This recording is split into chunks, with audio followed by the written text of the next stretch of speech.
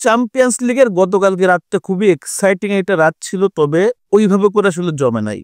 যেভাবে করে জমার কথা ছিল সেভাবে করে জমে নাই। 4টা বিগ ম্যাচ ছিল।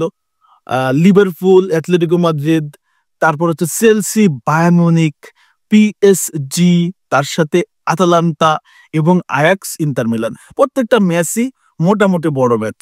তবে এই ম্যাচগুলোর ভিতরে সবচেয়ে বেশি নজর ছিল আমার কাছে মনে হয় লিভারপুলের, অ্যাটলেটিকো মাদ্রিদ এবং চেলসি এবং বায়ার্ন মিউনিখের। ম্যাক্সিমাম মানুষগুলো, ফুটবল প্রেমীরা এই দুটা ম্যাচই দেখছে। আমি নিজেও কিন্তু চেলসি এবং বায়ার্ন মিউনিখের ম্যাচটাই দেখছি। তবে এই ম্যাচগুলো যেভাবে জমার কথা ছিল সেভাবে কিন্তু জমে নাই। একটাই মাত্র ম্যাচ জমছে, সেটা হচ্ছে লিভারপুল এবং অ্যাটলেটিকো মাদ্রিদ। যে ম্যাচটা জমার কথা ছিল না সেটাই কিন্তু জমছে। লিভারপুলের ঘরের মাঠ এনফিল্ডের যে কোনো দলের কাছেই কিন্তু কঠিন একটা অভিশপ্ত মাঠ, সেখানে যায় জিতে আসা, ডোমিনেট করা। এটা রিয়াল মাদ্রিদে পারে, অন্য কোনো দল আমি এটা দেখি না খুব একটা ডোমিনেট করতে।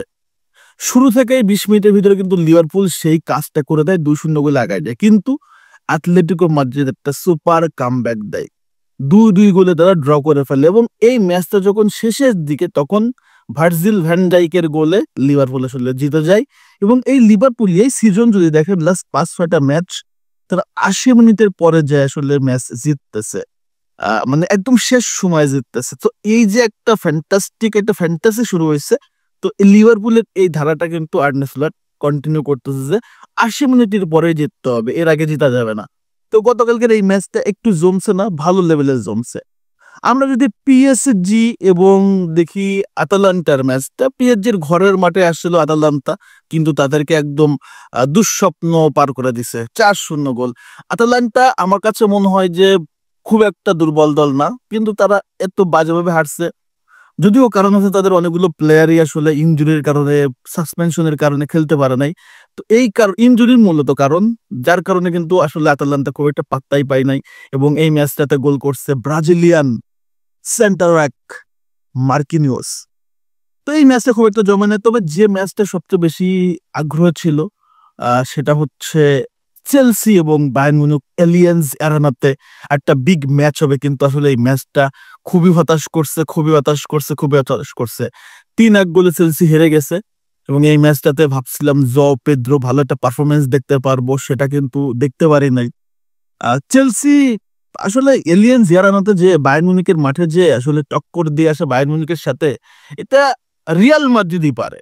অন্য কোনো দলকে আমি দেখি নাই রিয়াল মাদ্রিদ ছাড়া অ্যাওয়ে ম্যাচে টক্কর দিতে, খুব একটা আমি দেখি না। আপনি যাই বলেন না কেন, রিয়াল মাদ্রিদ ছাড়া অ্যাওয়ে ম্যাচে দাপট দেখানো আমি খুব একটা কাউরে দেখি না।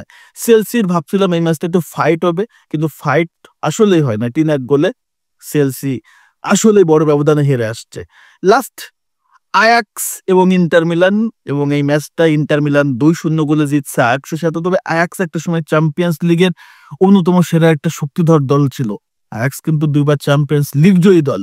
সো এই আয়াক্স গতকালকে খুব একটা ফাইট দিতে পারে নাই। সর্বোপরি গতকালকে যে ম্যাচের এক্সাইটমেন্ট ছিল সেটা কিন্তু আসলে দুমড়ে মুচড়ে গেছে। আজকে রাত্রেও আরো অনেক বড় বড় ম্যাচ আছে, বার্সেলোনার ম্যাচ আছে। সো এটা নিয়ে প্রেডিকশন করব কি করব না সেটা যায় না। তবে গতকালকে যে 4টা ম্যাচ ছিল, এই 4টা ম্যাচের ফলাফল নিয়ে আপনি আসলে সন্তুষ্ট কিনা, আপনি কোন খেলাটা দেখছেন অবশ্যই কমেন্টস করে জানিয়ে দেবেন। ধন্যবাদ সবাইকে, আল্লাহ হাফেজ।